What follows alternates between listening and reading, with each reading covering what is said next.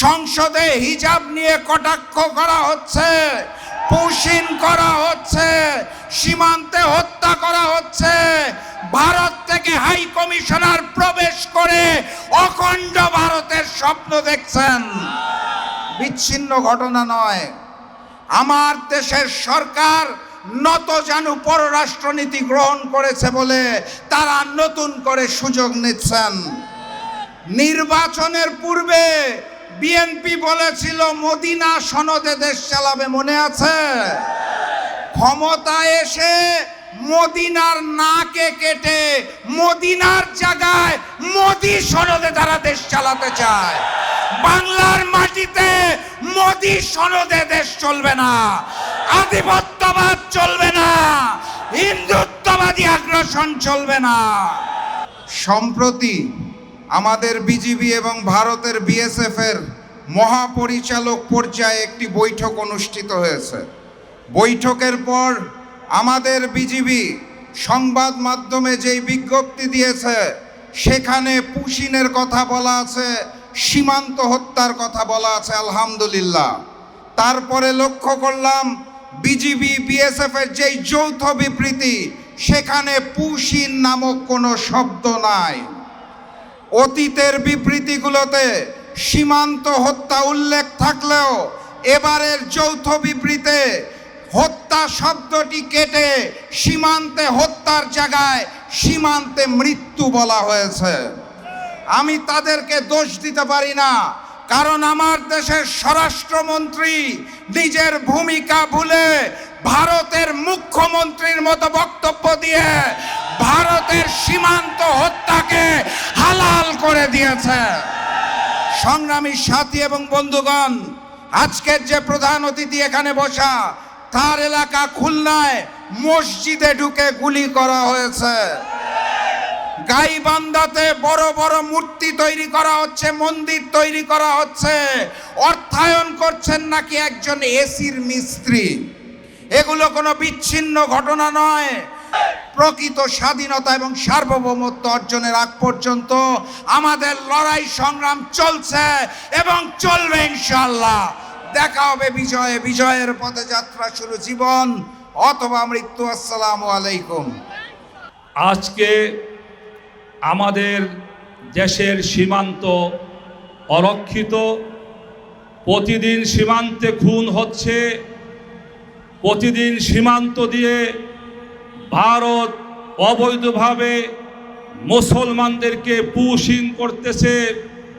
এই সকল বিষয় নিয়ে আমরা 11 দল এবং দেশের জনগণ আজ উদ্বিগ্ন। কিন্তু আমাদের সরকার উদ্বিগ্ন নয়। আমাদের সরকার আজকে তারা ব্যথিত নয়। আমাদের স্বরাষ্ট্রমন্ত্রী বলে এই সীমান্ত হত্যা নাকি বর্ডার কিলিং না। আমি জানতে চাই, আর কত সীমান্ত হত্যা করা হলে তাকে বর্ডার কিলিং বলা হবে আমরা জানতে চাই। আজকে পরিষ্কার হয়ে গিয়েছে এই সরকার যাদের সহযোগিতায়, যাদের ইশারায় ক্ষমতায় এসেছে, তাদের বিরুদ্ধে কথা বলতে ভয় পায়। আজকে দেশের জনগণ ভারতের কোন দাবিদার সরকার দেখতে চায় না। আজকে আমি এই সমাবেশ থেকে আমার বিজেপির সদস্যদেরকে এবং সীমান্ত এলাকার জনগণকে ধন্যবাদ জানাই, যারা রাত্র জেগে আমার সীমান্ত পাহারা দিতেছে এবং ভারতের অবৈধ পুশিনকে ঠেকিয়ে দিচ্ছে। পরিষ্কার বলি, বিজেপি ভাইরা আপনারা এগিয়ে যান, সীমান্ত এলাকার জনগণ আপনারা এগিয়ে যান, সারা বাংলাদেশের জনগণ আপনাদের সাথে রয়েছে। সর্বশেষ কথা হলো, গতকালকে দেখলাম সংসদে বিএনপির একজন এমপি, একজন মুরব্বী, দাড়ি টুপিওয়ালা মানুষ, তাকে আমি সম্মান করি। যেই বিএনপি জাতীয়তাবাদে ও ধর্মীয় মূল্যবোধে বিশ্বাসী দল, যারা মদিনার ইসলাম কায়েম করতে চেয়েছে, গতকালকে জাতীয় সংসদে বিএনপির এমপি মনিরুল হক চৌধুরী সবার সামনে ইসলামের একটি গুরুত্বপূর্ণ বিধান পর্দাকে কটাক্ষ করেছে।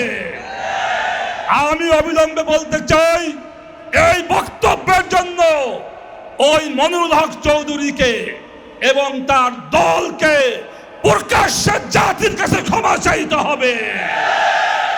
আমরা বিএনপির ধোঁকাবাজি বুঝে ফেলেছি। তারা মুখে বলে মদিনার ইসলাম, তাদের কার্যক্রম হলো ইসলামের বিরুদ্ধে, পর্দার বিরুদ্ধে। তাই সরকারকে বলবো, আপনারা ভারতের সাথে সম্পর্ক রাখবেন, তবে নতজানু সম্পর্ক আমরা মেনে নেব না। আমরা সাহসিকতার সাথে আমার দেশের স্বকীয়তা বজায় রেখে বীরত্বের সাথে সম্পর্ক রাখবেন, আমরা সেই সম্পর্ক চাই। এই বলে আমার বক্তব্য শেষ করছি। ওমা তাওফিক ইল্লা বিল্লাহ। একটা জিনিস বুঝি না যে পররাষ্ট্রমন্ত্রী, স্বরাষ্ট্রমন্ত্রী এরা কি ভারতের দালাল হলে নিয়োগ করা হয়, নাকি এই পদে বসার পরে দালাল হয়ে যায়? আজকে স্বরাষ্ট্রমন্ত্রীর বক্তব্য মনে হয় যেন দীপুমণির বক্তব্যের মতো। আজকে পররাষ্ট্রমন্ত্রীর বক্তব্য মনে হয় যেন হাসান মাহমুদের মতো। এখানে বক্তারা বলেছেন যে নতজানু পররাষ্ট্রনীতি। আরে যে কূটনীতিককে নিয়োগ করেছে তিনিই তো একজন রাজনীতিবিদ, তিনি তো কোনো কূটনীতিক নন। তার কাছ থেকে কূটনীতি কি আশা করবেন? তিনি বাংলাদেশে এসেছেন বিজেপি এবং বিএনপির সাথে সম্পর্ক করে খুনি হাসিনাকে প্রধানমন্ত্রী হিসাবে নিয়ে আসার জন্য। তাদেরকে বলতে চাই, বাঘের লেজ দিয়ে কান চুলকাবেন না। এই দেশ শেরে বাংলার দেশ, এই দেশ শাহজালালের দেশ। এই দেশে হিন্দুত্ববাদী আগ্রাসন আমরা মেনে নেব না। আপনারা মুখে বলবেন ভারতের বন্ধুর কথা, আর সীমান্তে দিবেন কাঁটাতারের বেড়া এবং বিষাক্ত কুমির ছেড়ে দিবেন, সাপ ছেড়ে দিবেন। তা তো হতে পারে না বন্ধুরা আমার। আজকে পুশিন যদি করতেই হয়, শুভেন্দু অধিকারীকে পুশিন করেন। শুভেন্দু অধিকারী স্বঘোষিত বাংলাদেশী। পুশিন যদি করতে হয় হাসিনাকে করেন। হাসিনা বাংলাদেশের সেই ফাঁসির দণ্ডপ্রাপ্ত আসামি। আপনাদের সবাইকে ধন্যবাদ। ভারতের সকল আগ্রাসনের বিরুদ্ধে আজ থেকে আমরা রাজপথে নেমেছি। আমরা ভারতীয় আগ্রাসন মোকাবেলা করেই ঘরে ফিরবো ইনশাআল্লাহ।